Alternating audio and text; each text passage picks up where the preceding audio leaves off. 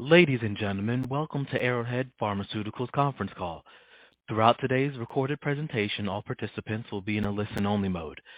After the presentation, will be an opportunity to ask questions. I will now hand the conference over to Vincent Anzalone, Vice President of Investor Relations for Arrowhead. Please go ahead, Vince. Thank you, Justin. Good afternoon, everyone, and thank you for joining us today to discuss Arrowhead's results for its fiscal 2022 fiscal year ended December 30th, 2022. With us today from management, our President and CEO, Dr. Christopher Anzalone, who will provide an overview of the quarter, Dr. Javier San Martin, our Chief Medical Officer, who will provide an update on our mid and later stage clinical pipeline, Dr. James Hamilton, our Senior Vice President of Discovery and Translational Medicine, who will provide an update on our earlier stage programs, and Ken Myszkowski, our Chief Financial Officer, who will give a review of the financials. In addition, Tracie Oliver, our Chief Commercial Officer, and Patrick O'Brien, our Chief Operating Officer and General Counsel, will both be available during the Q&A portion of the call. Before we begin, I would like to remind you that comments made during today's call contain certain forward-looking statements within the meaning of Section 27A of the Securities Act of 1933 and Section 21E of the Securities Exchange Act of 1934.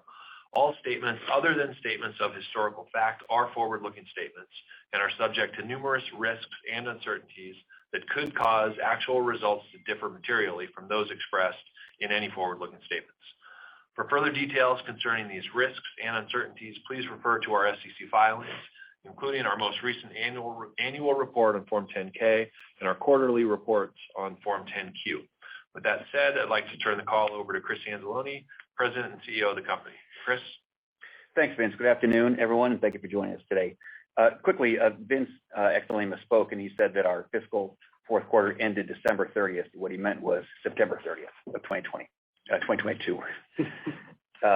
Our fourth fiscal quarter and period since our last call has been highly productive. We've seen clear progress across our large and balanced pipeline.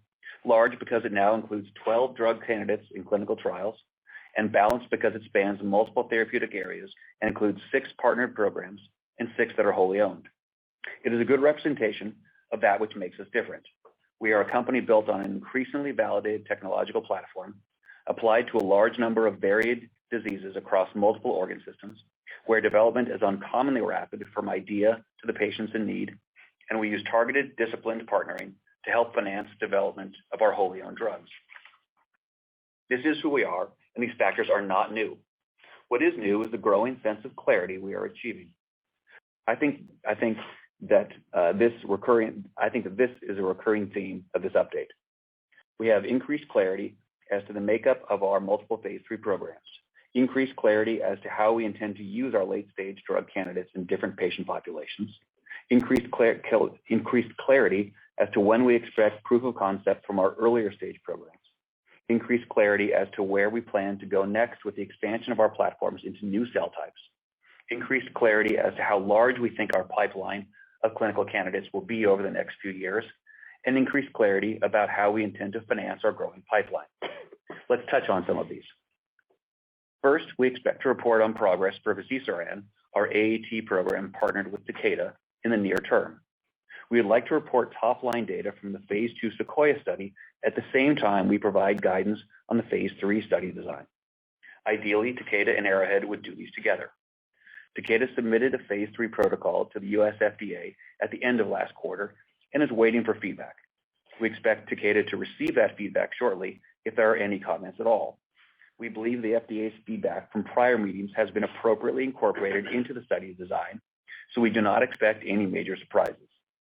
I believe we have clarity on the future development paths and timelines, as well as what the Sequoia data are telling us, and we will share that as soon as we can.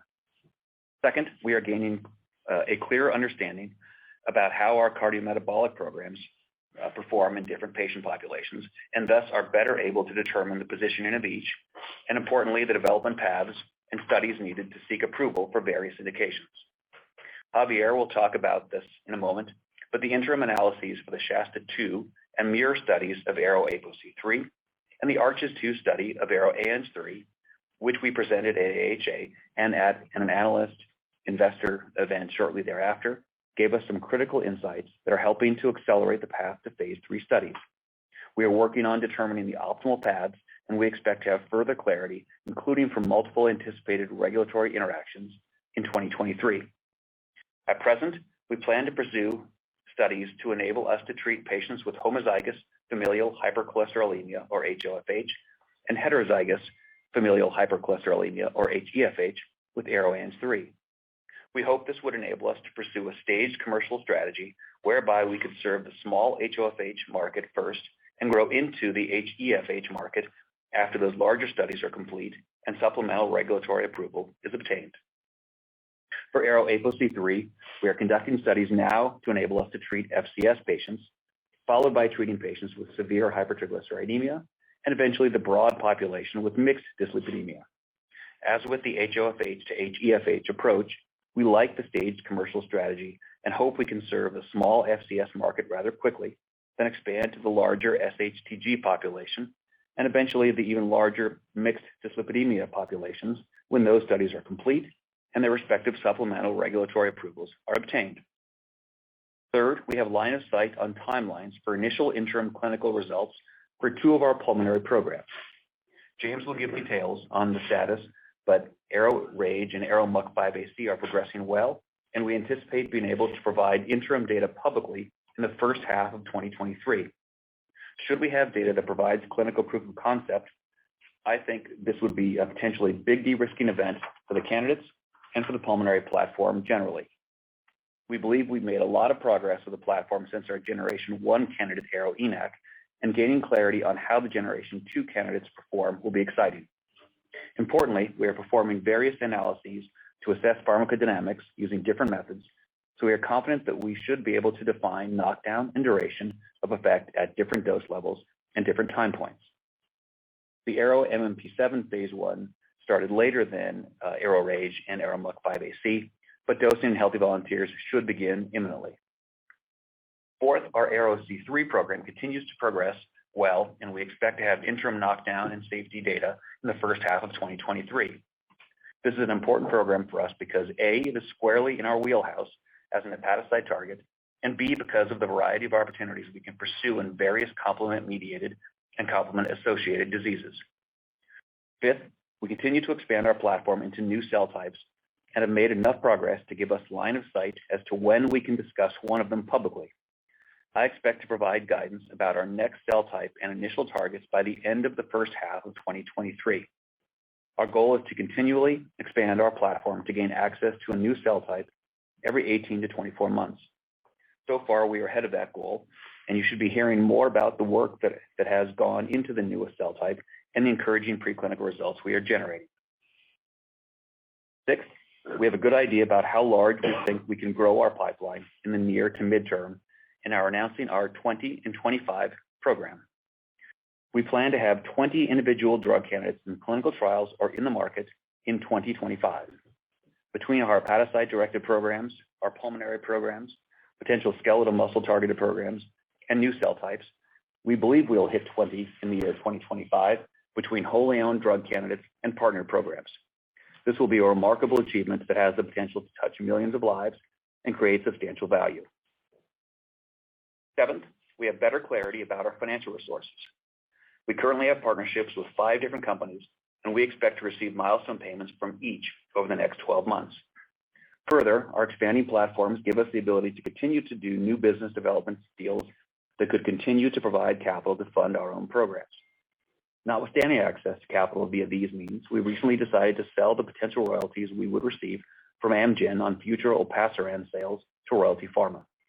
We received $250 million in cash up front and up to $160 million in additional payments contingent on the achievement of certain clinical, regulatory, and sales milestones. In addition, we retained rights to $400 million in development, regulatory, and sales milestone payments potentially due from Amgen from the 2016 license agreement. We have been very impressed with the data from the program, and we are confident that it has the potential to be an important medicine. However, the next step in development is a cardiovascular outcome study that will not read out for multiple years, so it made sense for us to monetize the potential stream of future royalties. This allows us to continue investing in our wholly owned programs which we think are advancing rapidly toward potential commercialization, and also continue to invest in our expanding pipeline and platform technology. Our overarching goal is to bring important medicines to patients as quickly as possible. And I believe there are two critical interrelated pieces to that. One, develop and commercialize some drugs ourselves, and two, substantially increase our market capitalization so we can do more of number one. That is a prize we need to keep our eye on, so every decision we consider should be made by asking ourselves if it gets us closer to or farther from that goal.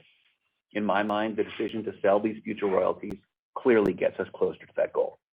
With that overview, I'd now like to turn the call over to Dr. Javier San Martin. Javier? Thank you, Chris, and good afternoon, everyone.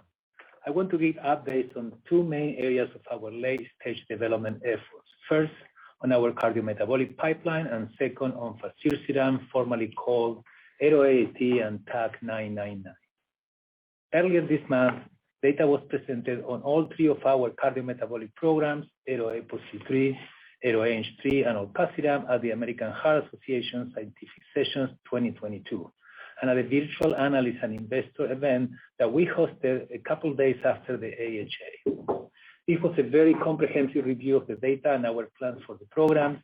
So if you want to hear more from us and from external key opinion leaders in the cardiometabolic space, you can listen to a replay of the webcast or view the presentation slides. Both are available on the Arrowhead website.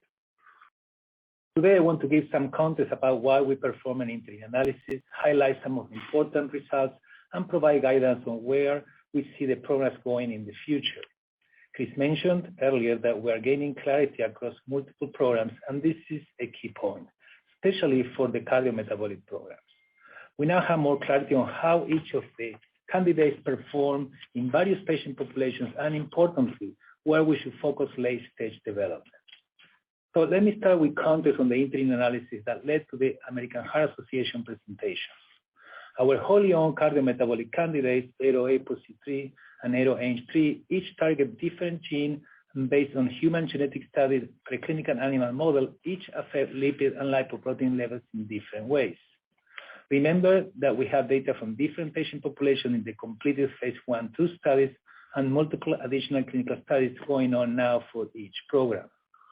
For ARO-APOC3, we have the following studies: the SHASTA-2 phase 2 study in patients with severe hypertriglyceridemia, the MUIR phase 2 study in patients with mixed dyslipidemia, and the PALISADE phase 3 in patients with familial chylomicronemia syndrome.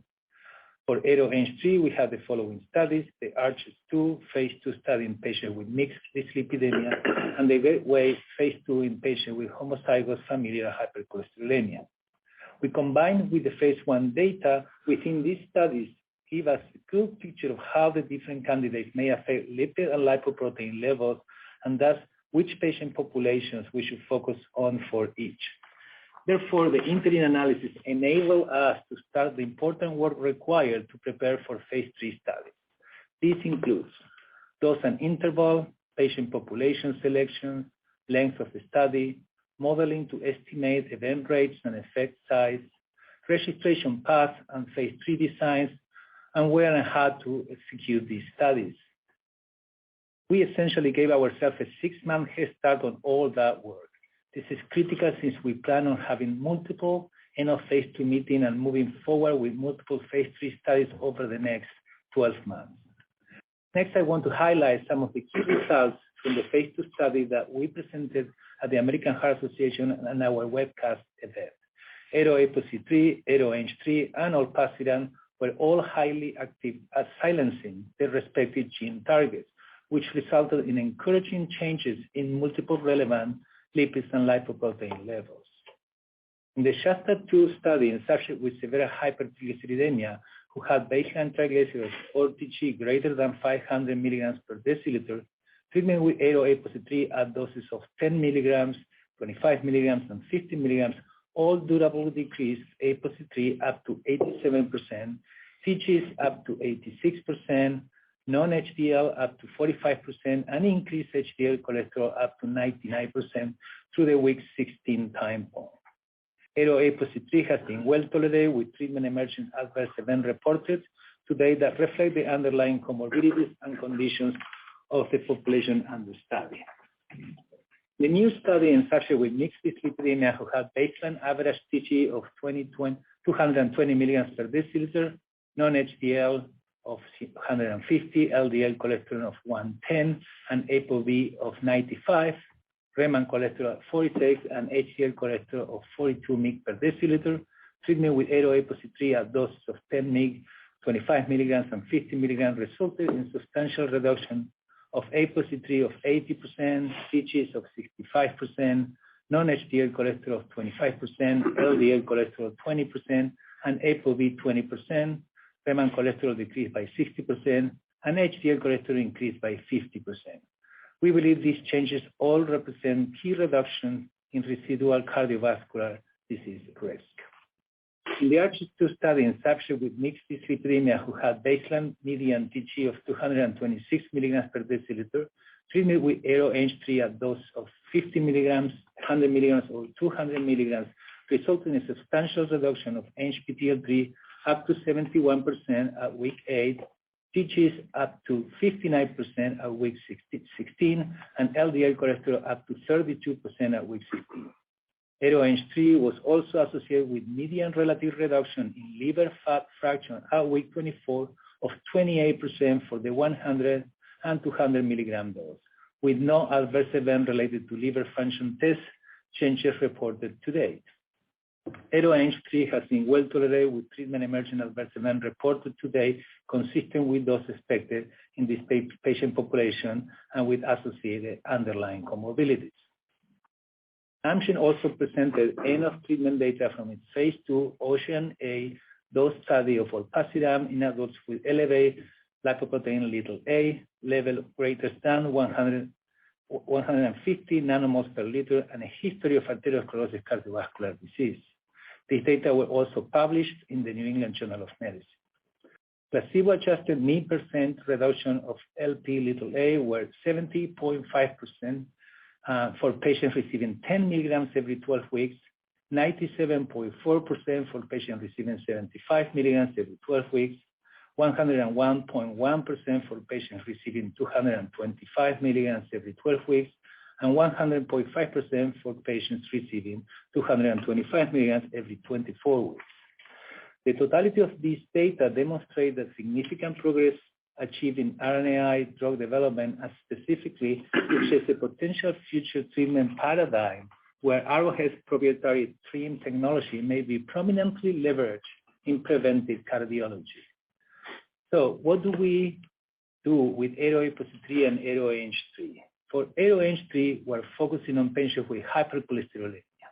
ANGPTL3 is a key regulator of lipid and lipoprotein metabolism that inhibit lipoprotein lipase and endothelial lipase. ARO-ANG3 has a unique mechanism of action to address hypercholesterolemia distinct from other LDL cholesterol lowering therapies. It may address unmet need in patients with specific genetic mutations, for example, patients with dysfunctional LDL receptors. It may also be added to other LDL cholesterol lowering therapies in patients not reaching goal. Patients with heterozygous familial hypercholesterolemia or HeFH typically have LDL cholesterol greater than 190 milligrams per deciliter and have increased rates of ASCVD. There are estimated to be around 1.4 million patients in the US with HeFH.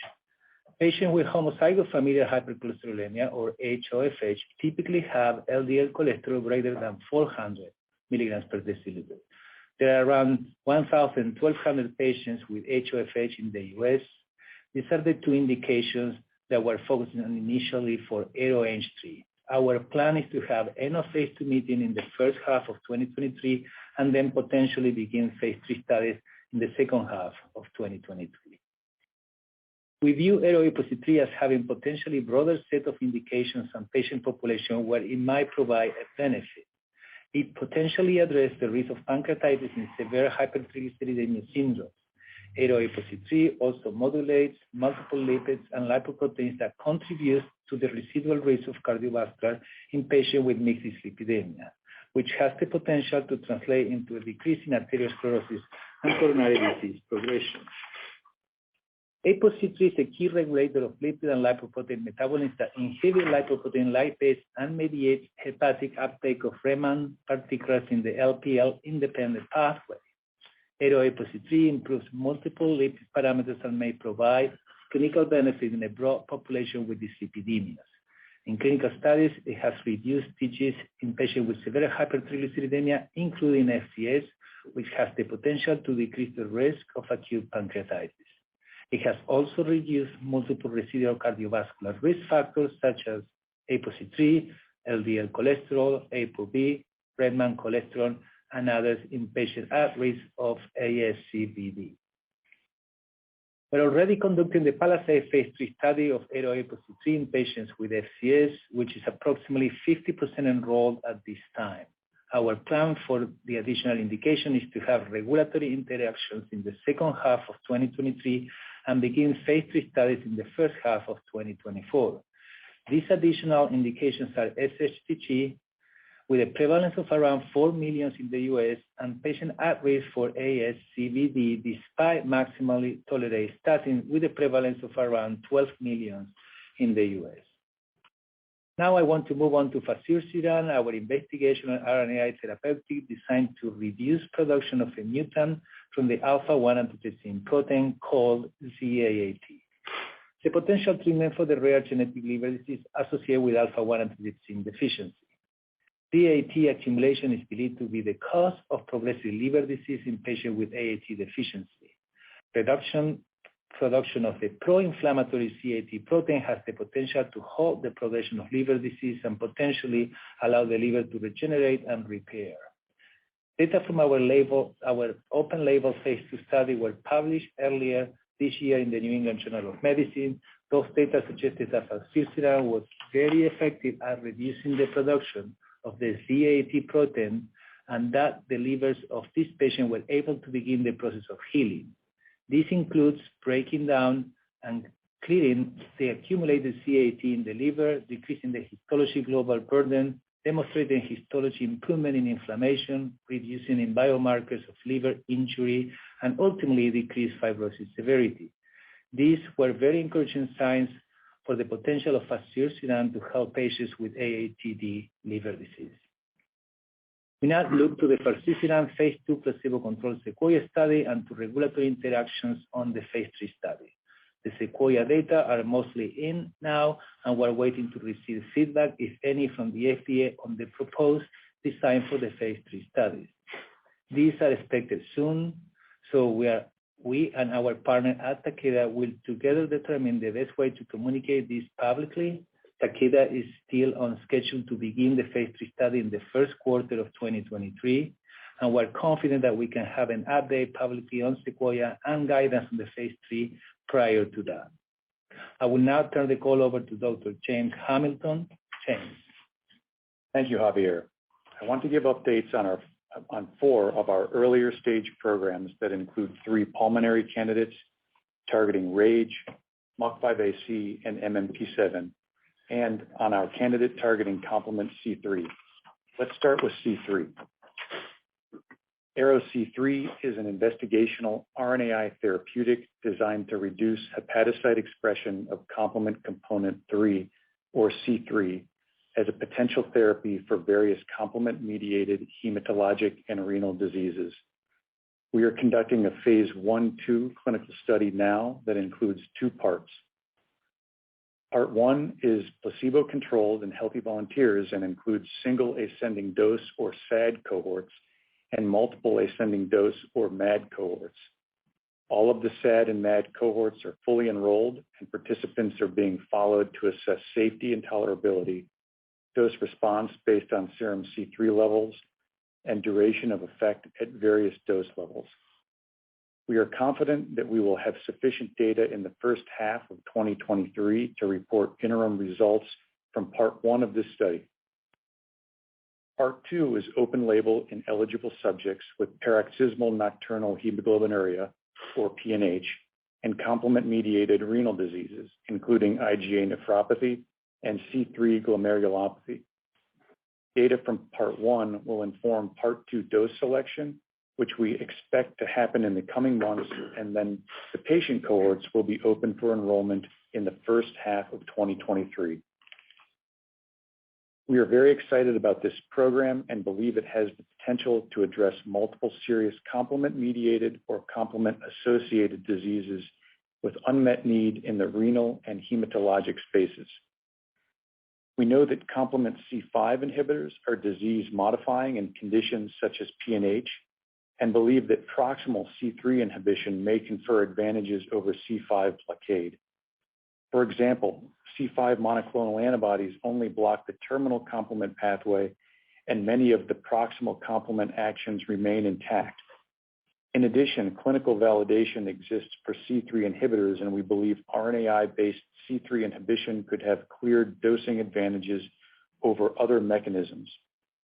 Furthermore, alternative pathway inhibition is likely of key relevance for treatments of conditions such as IgA nephropathy, C3 glomerulopathy, and potentially other glomerular diseases. ARO-C3 is a subcutaneously administered candidate with an expected long dosing interval of once every 3 months or less frequent. We think this would be much more patient-friendly than current C3 inhibitors that require a high volume infusion multiple times per week. I will now move on to our 3 pulmonary candidates, starting with ARO-MMP7. ARO-MMP7 is designed to reduce expression of matrix metalloproteinase 7, or MMP7, as a potential treatment for idiopathic fibrosis, or IPF. MMP7 is thought to play multiple roles in IPF pathogenesis, including promoting inflammation and aberrant epithelial repair and fibrosis. Silencing MMP7 expression in a rat IPF model reduced inflammatory cell infiltration, limited lung fibrosis, and preserved pulmonary function. In August, we filed a CTA to begin a phase 1/2 clinical study of ARO-MMP7. The phase 1/2 study will be similar in design to our other first-in-human studies and includes a healthy volunteer portion followed by a patient portion. Now, moving on to our 2 other pulmonary programs, ARO-MUC5AC and ARO-RAGE, are investigational RNAi therapeutics designed to reduce production of mucin 5AC or MUC5AC and the receptor for advanced glycation end products, or RAGE, respectively, as potential treatments for various muco-obstructive and inflammatory pulmonary diseases. These 2 programs are on largely parallel paths and at approximately the same stage. They are both in phase 1/2 studies designed to assess safety and tolerability, pharmacokinetics, and pharmacodynamics in healthy volunteers first, and then in patients with asthma. For both programs, we are approaching full enrollment of the healthy volunteer SAD cohorts and are well into enrollment of the healthy volunteer MAD cohorts. In both the SAD and MAD, we have various methods to assess target engagement, including in induced sputum and bronchoalveolar lavage fluid. And for RAGE, we are also measuring serum S-RAGE protein, a circulating biomarker for RAGE target engagement in the lung. We anticipate that we will be able to report interim results from part 1 of these studies and begin part 2 in patients with asthma in the first half of 2023. These are potentially important new medicines that address targets that have been difficult to drug with other modalities and are designed to treat muco-obstructive and inflammatory lung diseases in fundamentally new ways. We are excited to see and share these results, and we are confident in the progress we've made on our pulmonary TRiM platform and these generation 2 candidates. I will now turn the call over to Ken Myszkowski. Ken? Thank you, James, and good afternoon, everyone. As we reported today, our net loss for fiscal 2022 was $176.1 million, or $1.67 per share, based on 105.4 million fully diluted weighted average shares outstanding. This compares to the net loss of $140.9 million, or $1.36 per share, based on 103.7 million fully diluted weighted average shares outstanding for 2021. Revenue for fiscal 22 was $243.2 million, compared to $138.3 million for 2021. Revenue in the current period primarily relates to our collaboration agreements with Takeda and Horizon. Revenue will be recognized as we complete our performance obligations, which includes managing the ongoing AAT phase 2 clinical trials for Takeda and delivering a phase 1 ready candidate to Horizon. There remains $128.4 million of revenue to be recognized associated with the Takeda collaboration, which we anticipate will be recognized over the next 2 to 3 years. And there remains $6.7 million of revenue to be recognized for Horizon, which we anticipate will be recognized. Sorry, folks, we had a connection problem there. I'll continue about halfway through my prepared remarks. Net cash used by operating activities during fiscal 2022 was $136.1 million, compared with net cash provided by operating activities of $171.2 million during 2021. The increase in cash used by operating activities is driven primarily by research and development expenses. We expect our operating cash burn to be $70 to $90 million per quarter in fiscal 2023, and we expect capital expenditures up to $200 million as we near completion on our footprint expansion projects, including GMP manufacturing. Turning to our balance sheet, our cash and investments totaled $482.3 million at September 30, 2022, compared with $613.4 million at September 30, 2021. The decrease in our cash and investments was primarily due to cash used for operating activities. Our common shares outstanding at September 30, 2022 were 106.0 million.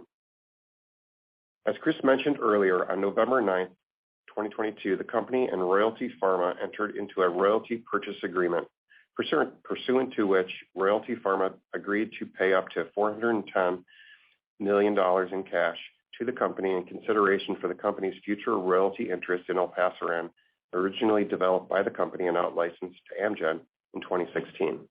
Pursuant to the Royalty Pharma agreement, Royalty Pharma paid $250 million upfront and agreed to pay up to an additional $160 million contingent upon the achievement of certain clinical, regulatory, and sales milestones. The company retained rights to $400 million in development, regulatory, and sales milestone payments potentially due from Amgen from the same 2016 out-licensing agreement. Pro forma cash and investments at September 30, 2022, including the Royalty Pharma cash receipt, would be $732.3 million. I will now turn the call back to Chris. Thanks, Ken. In our business, opportunity abounds. There's no shortage of need that the biopharmaceutical industry can endeavor to serve, and no shortage of lives that can be touched. There's also no shortage of risk, as unknowns abound. As such, clarity is at a premium and will often be a primary value driver. We feel good about the clarity we have recently achieved and expect to achieve in the short term. These include the following. Planning for Fazirsiran's phase 3 is complete and currently under review with the FDA, and Sequoia data are in. We expect to be able to give guidance on the phase 3 and present top line Sequoia data with Takeda shortly. Interim phase 2 data from ARROW-ANG3 and ARROW-APOC3 suggest that both drug candidates are doing what they are designed to do, and we have good plans as to how to apply these in various patient populations. We expect multiple end of phase 2 meetings in 2023 and to initiate multiple phase 3 studies shortly thereafter. Progress with ARROW-MUC5AC and ARROW-RAGE in phase 1/2 studies has been good. We expect interim data that could provide clinical proof of concept in the first half of 2023. ARROW-C3 is progressing well in a phase 1/2 study, and we expect interim data that could provide proof of concept in the first half of 2023. Our discovery engine continues to perform, and we expect to announce the next cell type we will be targeting in the first half of 2023. We have provided better clarity with respect to our balance sheet with our saleable olpasiran royalty rights for $250 million upfront plus $160 million potential additional payments. This is on top of the remaining $400 million we could access in clinical, regulatory, and sales milestone payments from Amgen. And finally, we have announced our 20 in 25 campaign. Our plan of having 20 individual drugs in clinical trials or at market in 2025 will be a remarkable accomplishment that we believe will represent a large leap forward for medicine and position Arrowhead as a truly unique and impactful biopharmaceutical company. Thank you for joining us today, and I would now like to turn the call over to questions. Operator? And thank you. As a reminder, to ask a question, you'll need to press star 11 on your telephone. We ask that you limit yourself to one question and one follow-up. Please stand by while we compile the Q&A roster. And one moment for our first question. And our first question comes from Maury Raycroft from Jefferies. Your line is now open. Hi, thanks for taking my questions. I was going to ask one on AAT. Wondering if you can clarify if you or Takeda has shared the phase 2 biopsy data with FDA, and if their feedback will be based on the biopsy data or only the serum biomarker knockdown data. Okay. Yeah, the feedback that we're looking is at the phase 3 protocol design that was already discussed twice. And as Chris said, Takeda already incorporated most of the feedback. So this is more a procedure than anything else. And the Sequoia data is not part of this feedback that we're looking for. In other words, the Sequoia data that was necessary to inform the phase 3 was already presented and is part of the discussion that we've been having with the agency over the last 4 or 5 months. Got it. Okay. And then for the AAT data that you have in hand, can you comment on what you're seeing and better set expectations for what you will disclose? And if you start the phase 3 in the first quarter of next year, do you think the update will happen in December or more likely around JP Morgan meeting in early January? Yeah, I can't give too granular guidance on the timing for the update, but I'll tell you, my hope is that we can do that in December. We just have to see what schedules look like. You know, we expect the feedback, if any, from FDA almost any day now, and so we do have time to get that in December, and so we'll see. With respect to giving further guidance on the Sequoia data, you know, we're just not going to do that. You know, we will provide that update at the same time as we give guidance on what the phase 3 will look like. Okay, sounds good. I'll hop back in the queue. Thanks for taking my questions. Thank you. And thank you. And one moment for our next question. And our next question comes from Luca Issi from RBC Capital. Your line is now open. Oh, great. Thanks so much for taking my question. Congrats on the progress. I have a quick one on APO versus ANG. It looks to me that you're prioritizing ApoC3 over ANG3, especially for the larger mixed dyslipidemia population. Can you expand a little bit more on the rationale behind the decision? And is it fair to assume that you're looking for a partner for ApoC3, given that you need to run a cardiovascular outcome trial? Thanks so much. I'll take the second part, and then I'll hand the first part over to Javier. The answer is no, we are not looking for a partner for ApoC3. You know, that to us feels like an important opportunity for us. The data have been, from our perspective, unequivocal, and we see a large opportunity in large markets as well as smaller SHTG market, and then of course the very small FCS market. So we like the opportunity, and we intend to conduct that cardiovascular outcome study ourselves and to commercialize that drug ourselves. Yeah. So, couple of things. So first, the phase 2 data or the interim data that we presented at the American Heart Association really confirmed what we learned in the phase 1-2 studies. So it wasn't about prioritization. It was about to really learn and confirm the specific therapeutic effect of these two molecules. And as we said before, ANG seems to be a drug that is more focused on hypercholesterolemia, and that is how we see the opportunity. Now, that's a much crowded space when you think about the general hypercholesterolemia population, but this drug has a very unique pathway and mechanism of action that can address this specific smaller population, the rare HoFH and the not so rare HeFH. So it's not about prioritization, but it's about where the profile of this drug fits in the context of clinical care, particularly when you fast forward a few years from now. So ARO-APOC3, as you saw, the data that we knew about the severe hypertriglyceridemia populations is confirmed, and it's very remarkable and it's consistent. And as I always said, with these therapeutics, we have 100% response with regard to hypertriglyceridemia. So our initial plan to go with the two severe hypertriglyceridemia syndrome, the FCS or the SHTG, continue to be the same. What we are learning, and I think that was a key feature of our Analyst and Investor Day, is what is the unmet medical need in cardiovascular risk reduction in the next 5 to 10 years. And we believe that the LDL cholesterol issue is probably well taken care of, and the rest of the risk come from different sources of lipid and lipoprotein, most of which are addressed with the ARO-APOC3 molecule. So in conclusion, we see the opportunity where the unmet medical need is, and ARO-APOC3 fit very well those criteria. So it's not about prioritization, but it's really going to where the drugs have the biggest promise. Yeah, I think that our development programs worked exactly as we designed them to work. We had these two drug candidates that were clearly active and clearly had some overlap in their activity. And people would ask how we're going to apply these two drugs to various patient populations. And our answer always was, we need to look at the data, and that will guide us.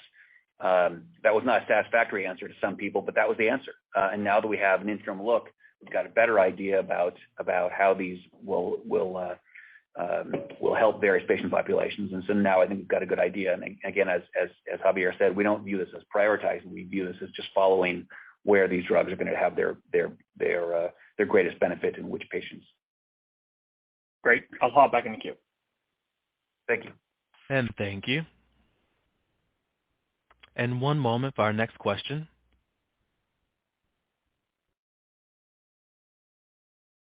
And our next question comes from Ellie Merle from UBS. Your line is now open. Hey guys, thanks so much for taking the question. For the initial pulmonary readout in the first half of next year, I guess, what are you looking to see in terms of the degree of protein knockdown based on the dose levels that you're studying in healthy volunteers? And I guess when you think about pulmonary delivery, I guess what does proof of concept for the pulmonary platform look like from this readout, or if perhaps we need to wait for longer term data? Thanks.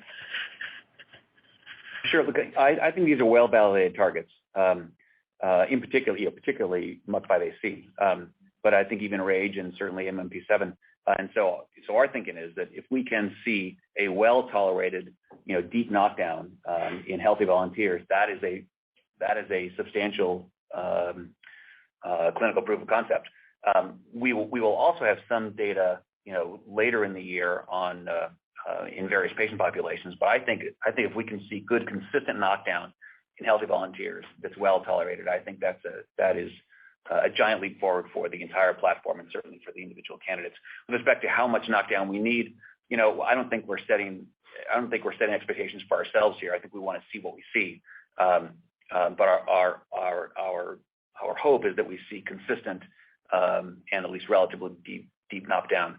And if we can, I think that given the importance of these targets, I think that they will have disease-modifying effects. Great, thanks. You're welcome. Thank you. And one moment for our next question.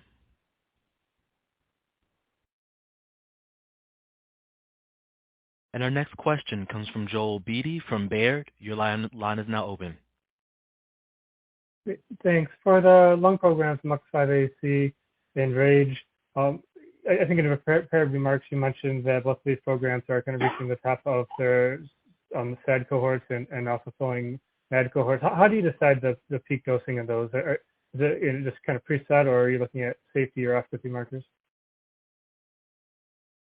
Yeah, so the dose levels for the SAD and MAD are largely preset. And then as we go from one dose level to the next, we have an independent data safety committee that reviews aggregate safety data and votes to allow dose escalation from the dose just completed to the next higher dose. Hopefully that addresses your question. Great. Thanks. Yes. And then for the cardio drugs, ApoC3 and ANG3, do you see the market opportunity as more of displacing current drugs and being used in place of them, or as add-on therapies to the current set of drugs on the market? I think it's a little bit too early to opine on that. It's a broad question. Give us some more time so we can complete the phase 2 and we have a better idea about what that looks like, and we can go from there. But at this point, I don't think that we want to get into how we slot into various therapeutic paradigms. Great. Thank you.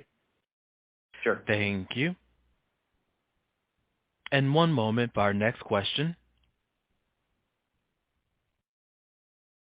And our next question comes from Edward Tenthoff from Piper Sandler. Your line is now open.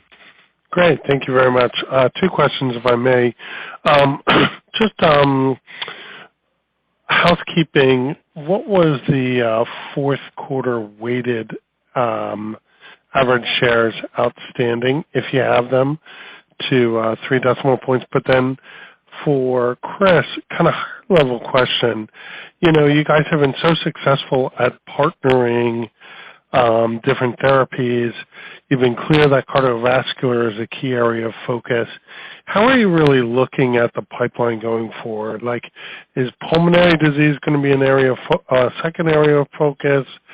Are you going to look to partner some of those therapies? How should we be thinking about sort of where you guys are going to stay focused and specialized? Thanks. Sure. Thanks. Ken, you want to address the first question?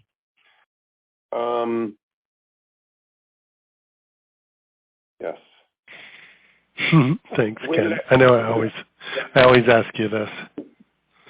Yeah, the weighted average shares for the Q4 were 105,879. Awesome. Thank you. And then again, just in terms of higher level, obviously a focus on cardiovascular disease. What else are you guys thinking about partnering, or what is going to be core? Sure. Thanks, Matt. So broadly, of course, that's a dynamic question. Because as the company grows and as market appetites for various targets and drugs change, of course, that which can be partnered changes. Having said all of that, look, as we've said in the past, we like cardiovascular. We like what we're seeing with ApoC3 and ANG3. We like the idea of building commercial force, to address those. We like the staged approach there of starting with HoFH and expanding into HeFH. We like the idea of starting with small FCS, expanding into FHCC, and then expanding into mixed dyslipidemia. Now, with regard to pulmonary, look, that's a very interesting area. We think that's a target-rich environment. That feels to us like another liver, and we think, look, we can address that market. I think there are 16 or so thousand pulmonologists in the U.S. And we see not 2 or 3 or 4 drugs, but 8 or 9 or 10 drugs. So I think that we will play there. Now, because it's so target rich, I think we also could do some partnerships there at some point. Sure. We're not looking to partner these first 3 right now, but I think there's room there for us to build a real franchise, and then also to work with the right companies on a handful of other targets potentially. And then you look at our other candidates, C3, that's a very interesting drug candidate to hold on to ourselves. That gives us an awful lot of optionality in terms of how we commercialize that, where we go, how fast we can get there. So anyways, that's sort of a broad answer to your question, I guess. All right, well, stay tuned. And just hats off on the royalty financing. That's a great deal. Thank you. Thank you. And one moment for our next question.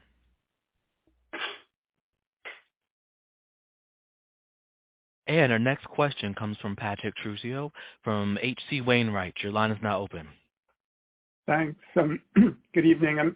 I'm just wondering, I have a follow-up just on the platform, and if you can discuss the relative advantages of the siRNA approach as it compares to others, such as small molecules or gene editing, specifically in the area of alpha-1 So also more broadly across the pipeline, what is your level of confidence that siRNA will be the preferred mechanism in these various targets and indications in the programs currently underway, particularly as these other modalities advance in clinical development?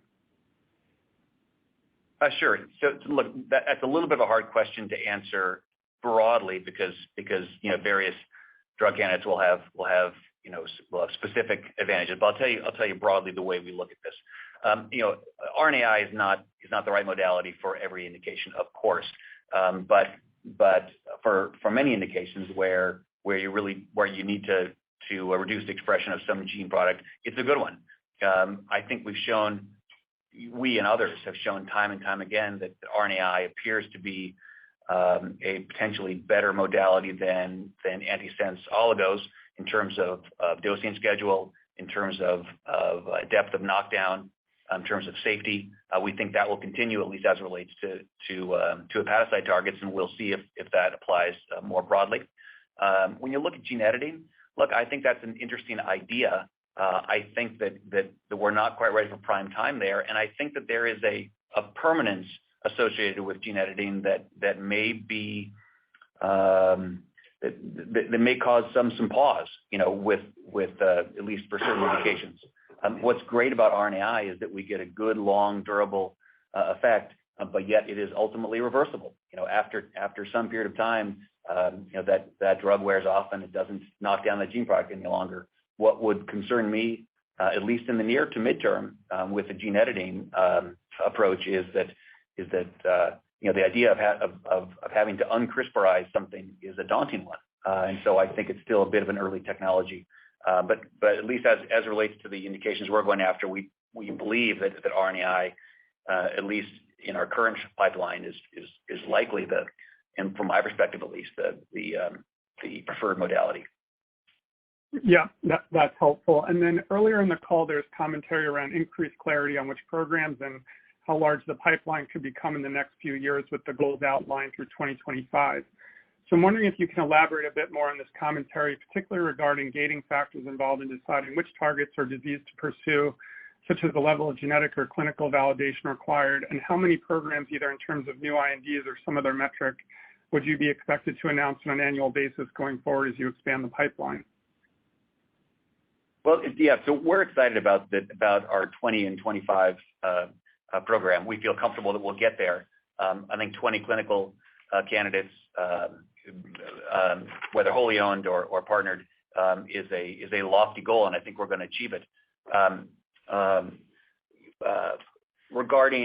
Regarding genetically validated targets and such, if you go down our pipeline, I think that there is pretty good consensus that these are all well-validated targets, with the possible exception of HPV, just because it's a complicated virus, of course. But everything else, I think clearly there is consensus among KOLs that if you can reduce expression of these various targets, positive phenotypes will result.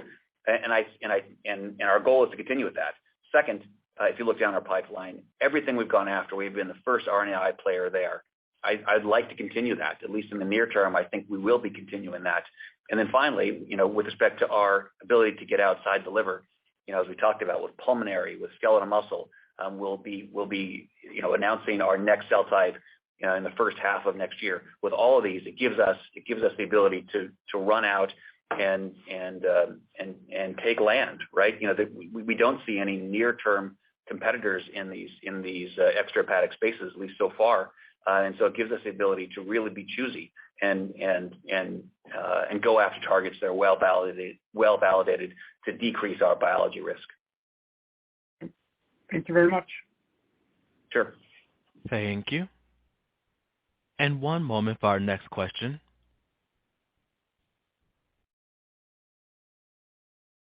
And our next question comes from Madhu Kumar from Goldman Sachs. Your line is now open. Oh, hey, thanks for taking our question. So maybe following up on Ellie's question, what do you think is the dynamic range of RAGE and MUC5AC knockdown that would be predictive of clinical benefit in these obstructive pulmonary conditions?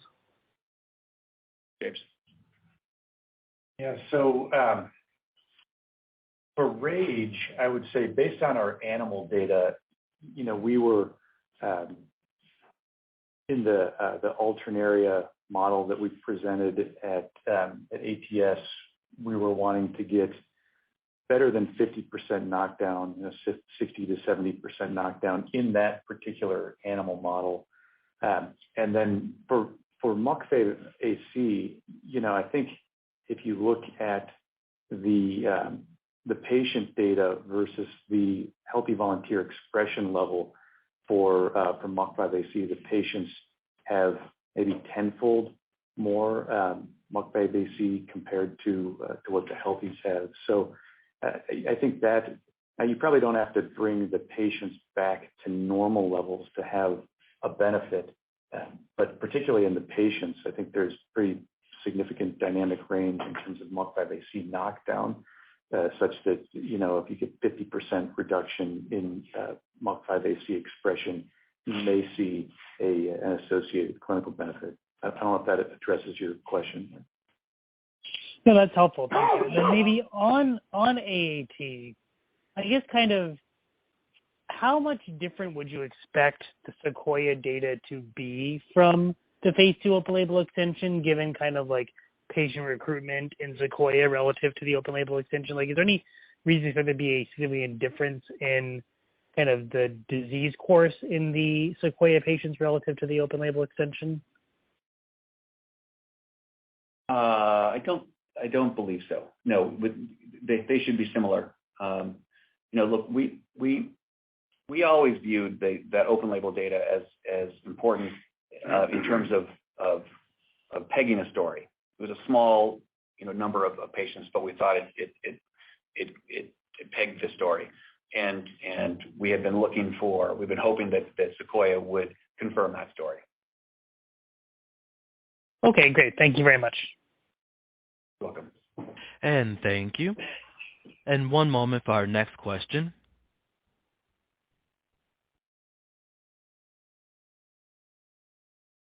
And our next question comes from Mayank Mamtani from B. Riley. Your line is now open. Hi, good afternoon. Thanks for squeezing me in, and appreciate you putting out the 2025 campaign. So maybe on the Shasta study, quick follow-up on the 2 pancreatic events that you saw there, admittedly in a blinded manner, but is that what you would expect for a study in this size? And in general, like, what would be the event rate for a SHTG study? And maybe a second part, as you think about validating triglyceride as a approvable endpoint for either SHTG or for larger mixed dyslipidemia indication, how are you sort of thinking about that next year? Yeah. So with regard to the 2 cases of pancreatitis are well within the expected event rates, which is about 3 to 5% per year in this patient population. So we saw 2 cases in about 200 patients, and by now we have almost 1 year follow-up in most of those patients. So yes, the event rate is what we expected. And the second part with regard to the phase 3 study, I think we commented on this before. The registration program for ARO-APOC3 in the severe hypertriglyceridemia indication does not need pancreatitis endpoint for approval, but of course we would like to enrich the patient population as much as possible to provide information about pancreatitis risk reduction, which is the goal of therapy, and that would be very important for many other reasons.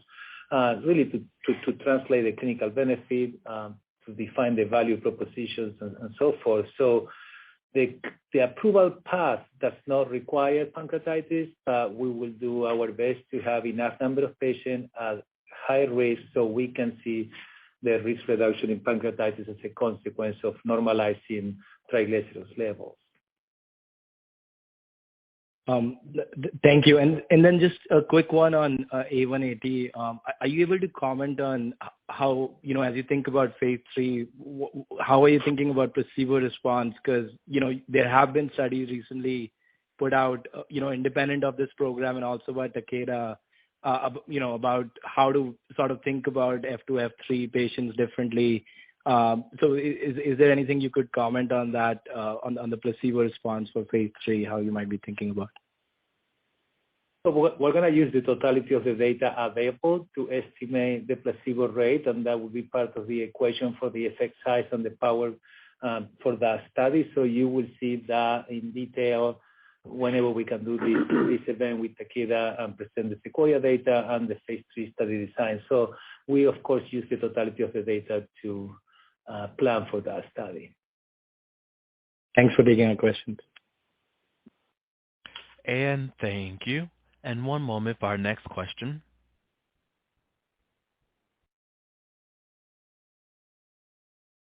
And our next question comes from Kay Nakai from Chardan. Your line is now open.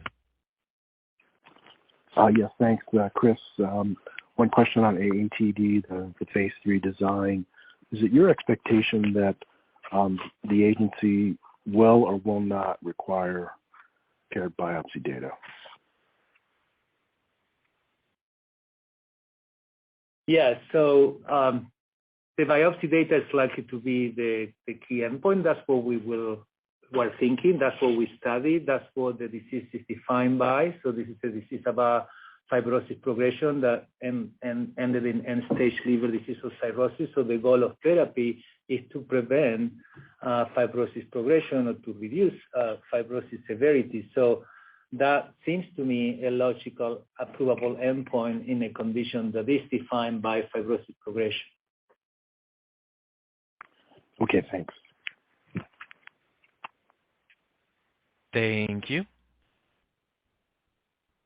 And one moment for our next question.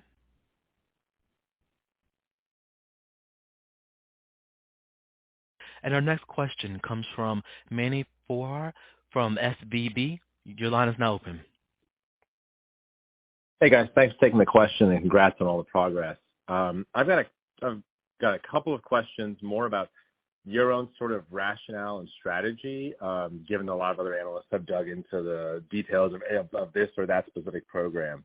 So I'll start with Sequoia. Did I hear right that, that your plan is to disclose the upcoming Sequoia data, including biopsy, alongside the phase 3 trial design? And if so, could you give me a sense of the rationale of why those two should come out at the same time?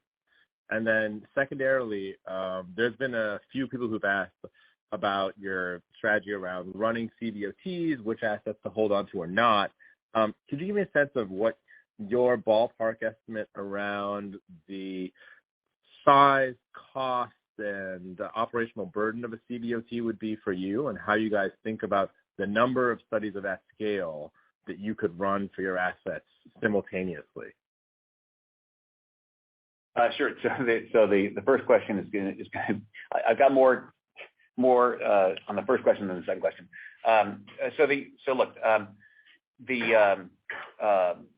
Having a complete data set for Sequoia and having clarity on what the phase 3 looks like just happened to come out at around the same time, and so it made sense for us to present both of those at the same time. And I think they, they're both related, of course, and they feed on each other, of course. If there was a big time, delta between the two, we would have been happy to separate those. But it just turns out that again, the Sequoia data are analyzed, and we expect to have, final clarity on the phase 3 data at about the same time. So it makes sense, to do those together, and we'd like to do them, in conjunction with Takeda. That makes sense as well.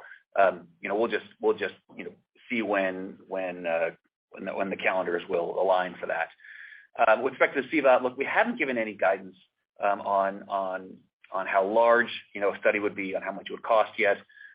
In large part because we haven't had those end of phase 2 meetings with the FDA. We really want to start to have these discussions before we opine on that, because there are several ways you can do a CVOT, of course, and it just feels a little bit early to opine on that. We will give guidance on that once we have it, but we just we're still pretty early here. We've got an interim look. We have a pretty good idea about what the data we think are telling us, and then we still are going to run these studies out to the end, and then have end of phase 2 meetings. And so I expect that next year sometime we can give you better guidance or some guidance on size, cost, et cetera, for the CVOT.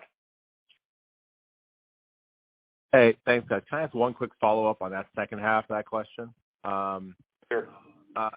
For HeFH in particular, how do you think about the appropriate patient population to study? There are a number of approved therapies out there, PCSK9 targeting and otherwise, but the universe of available therapies varies pretty wildly across geographies, not just with approval, in terms of actual availability to patients, given reimbursement, et cetera, and real-life barriers. So how do you think about the strategy between pursuing a study focused in areas where patients don't really have access to approved therapies versus a study in add-on with approved therapies to allow you to access the U.S. and Western European market with more real-world relevant data? Like, how do you balance those two?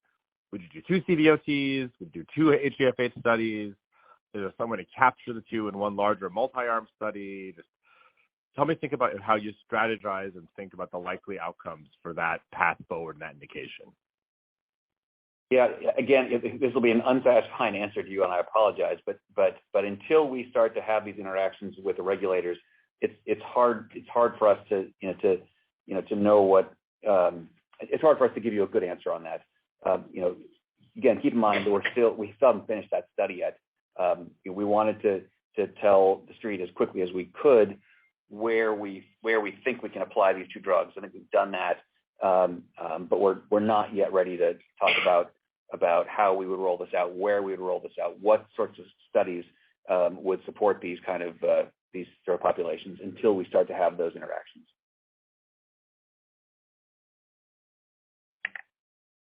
Great. I look forward to more detail then. Thanks, guys. Yep. And thank you. And I am showing no further questions. I would now like to turn the call back over to Chris Anzalone for closing remarks.